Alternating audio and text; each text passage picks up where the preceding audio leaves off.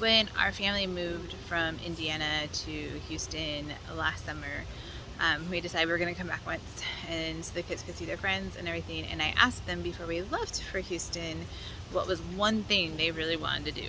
And one of the things at the top of the list, especially for my son, was making one more trip at least back to NASA so they can say they had done all the things at NASA. So this is our trip to NASA. This is everything that we did at Johnson Space Center, and I hope you enjoy it.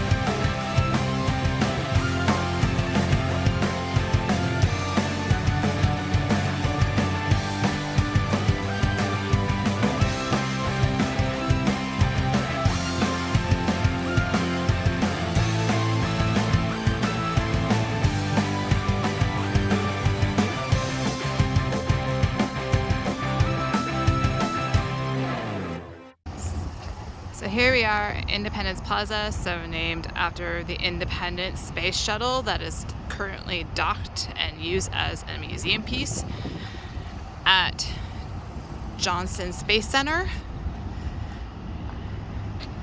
And you can also see that direction. That is the Falcon 9, part of the SpaceX family.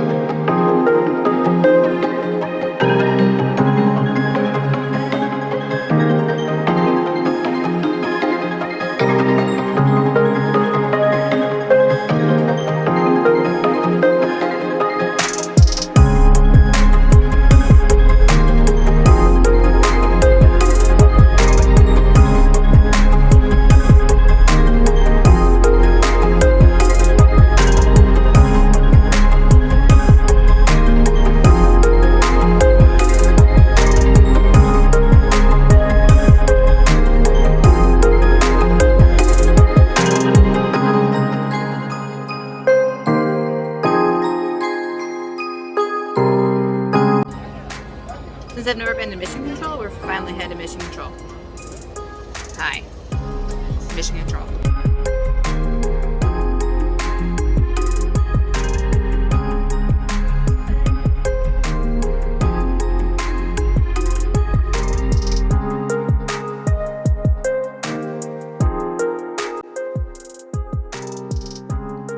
the history geek in me was totally nerding out about the fact that I got to sit in the same room where history was made, and everything down to the ashtrays where people were smoking nonstop.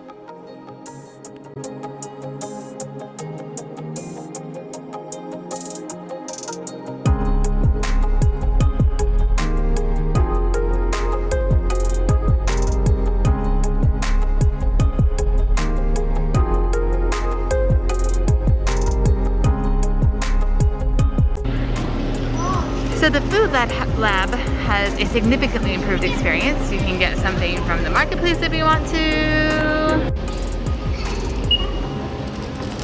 You can scan the ice cream that you want or anything else that you decide you want and just buy it straight at the kiosk.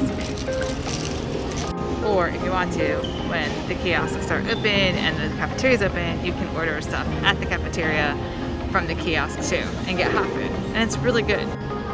As you can see, it's a pretty fun cafeteria, and they've done amazing renovations to it since the last time I was here, when it wasn't even open. They were in the middle of renovating it. So there are 2 tours you can take when you go to NASA. You can go to Mission Control, which we did first, and the second one takes you to the training facility and the rocket park, so you can see both. So you can see my son is in the background, and he's eagerly anticipating going to Rocket Park and going to the training facility, which is the same. It looks pretty much the same as it did way back, even if you watch Apollo 13 in the 1960s and the way it was all set up in the 1960s. So if you want to go on the tour, you do need to get your tickets ahead of time. You cannot get the tram tickets until you're on campus, and they do tell you that the best way to do it is to do it on the app. To do it on the actual app.